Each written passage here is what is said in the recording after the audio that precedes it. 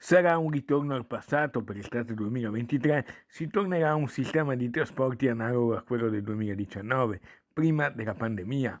Lo ha annunciato l'assessore della società partecipate Michele Zuin, intervenendo alla presentazione ufficiale della stagione balneare di Venezia Spiagge, la società del comune che gestisce il Lido di Venezia 3 stabilimenti balneari e darà il via alla stagione il 22 aprile. Si ritornerà sicuramente a un servizio come quello pre-pandemia.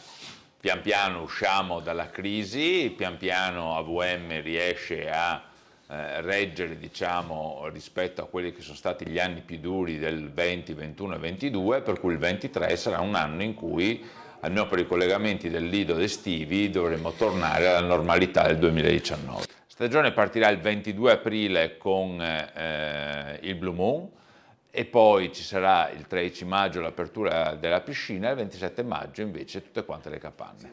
Pierluigi Padovan, presidente di Venezia Spiagge nonché vicepresidente di Union Mare Veneto, svela alcune novità.